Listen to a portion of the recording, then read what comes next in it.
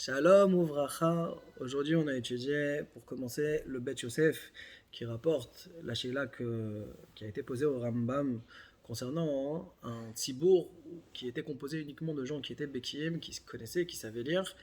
Est-ce qu'il faudrait faire ou pas la Chazara de Shalir Tzibour ou pas?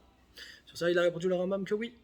Il faut faire la Chazara, et sur ça, il a apporté deux preuves. Il dit que cette takana-là de faire la Chazara, c'est vrai qu'elle est pour les Eno Bekim, ceux qui ne savent pas lire, mais c'est à l'instar de ce qui a pu déjà être fait par ailleurs dans d'autres takanot, comme par exemple ce que l'Alma a dit dans Psachim Kouf Aleph, concernant le Kiddush au Bet HaKnesset, qui est fait initialement pour les invités, et bien même si on n'a pas d'invités, on pourra continuer à faire le Kiddush au Bet HaKnesset.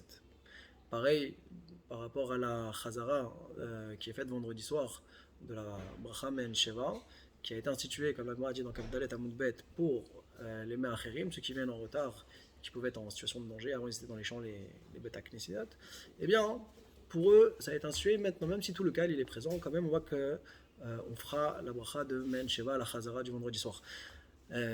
Ici aussi, donc il faut dire que les Chachamim, quand ils ont institué de faire la Chazara, une fois qu'elle a été instituée la Takana, alors l'Oplouk, on ne fait plus de distinction.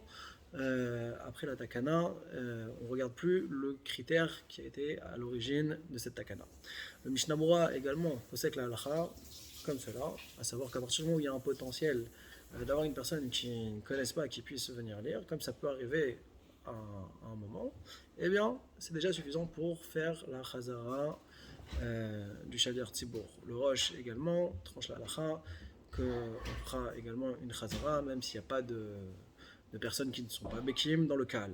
Le Tour rajoute une halacha que quelqu'un qui arriverait lorsque le Tzibour prie et qui commencerait lui aussi à faire sa Hamida, il faut qu'il estime qu'il aura eu le temps de terminer sa Hamida avant qu'il commence la Gdusha. C'est ça l'indicateur pour pouvoir se lancer dans une Hamida quand le Tzibour est déjà en train de prier.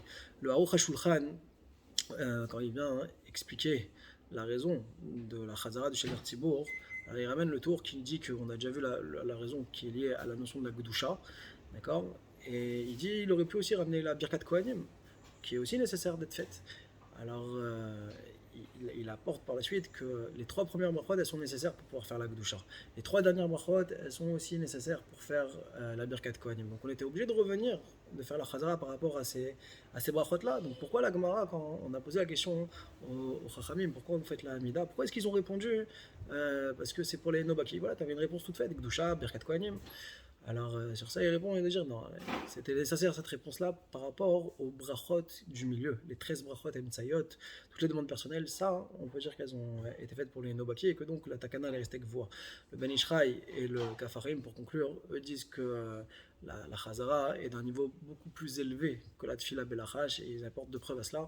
Déjà le fait que elle se fait à voix haute, on n'a pas peur des Megatregim, et également deuxième raison, c'est que à voix haute, comme on a dit, et qu'elle ne se fait que Betsibour. Chazak ou Bor.